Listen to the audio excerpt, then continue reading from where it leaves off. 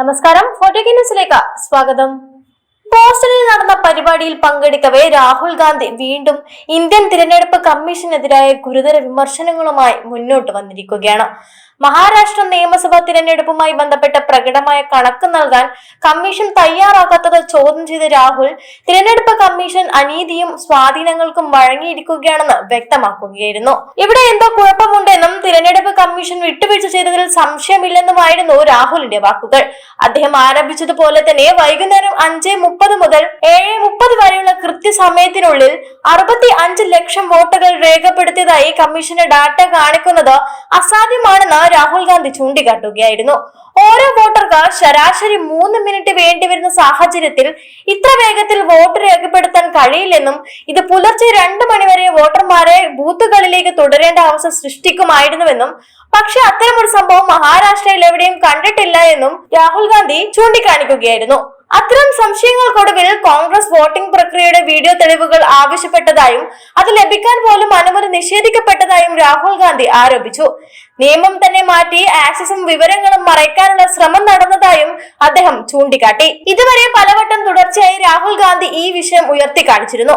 ഇപ്പോൾ നെഞ്ചുറപ്പോടെ ഇന്ത്യക്ക് പുറത്തും രാഹുൽ ഗാന്ധി ഈ വിഷയം തുറന്നടിക്കുകയായിരുന്നു. അതേസമയം രാഹുലിന്റെ സത്യസന്ധ വിമർശനങ്ങൾക്ക് മറുപടിയായി BJP തട്ടിക്കയറുകയായിരുന്നു.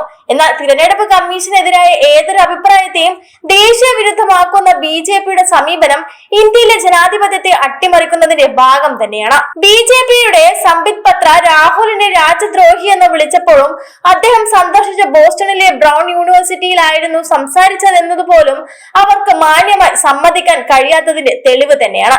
രാഹുലിനെ രാജ്യദ്രോഹി എന്ന് വിളിച്ച അദ്ദേഹം US വൈസ് പ്രസിഡന്റ് ഇന്ത്യയിലാണെങ്കിലും രാഹുൽ അമേരിക്കയിൽ ചെന്ന സ്വന്തം രാജ്യത്തോട് അനാദരവ് കാണിക്കുന്നത് ലജ്ജാകരമാണെന്നും പറയുകയായിരുന്നു. 2018 ഒരു പഴയ കേസ് കോർത്തിണക്കി രാഹുൽ ഗാന്ധിയെയും സോണിയാഗാന്ധിയെയും അപകീർത്തിപ്പെടുത്താനുള്ള ശ്രമം വീണ്ടും തുടങ്ങിയിരിക്കുകയാണ് BJP.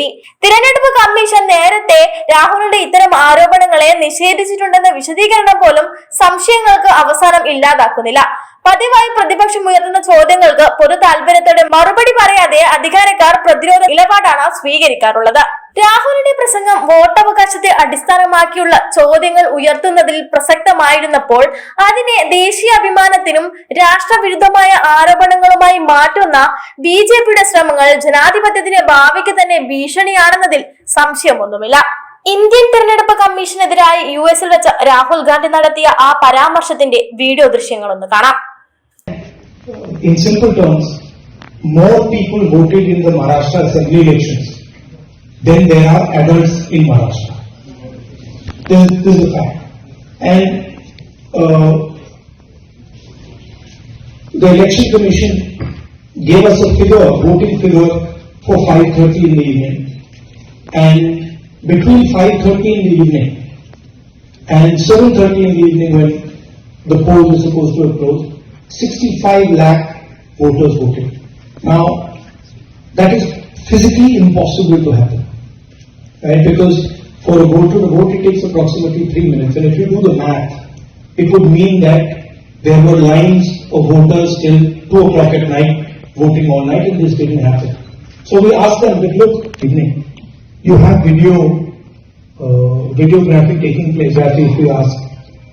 They not only refused to give us the videography, they changed the law so that now you're not allowed to ask for the videography.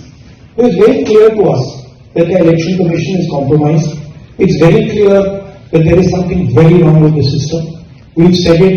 We've said it publicly. I've said it multiple times. I've said it in press conferences. Other leaders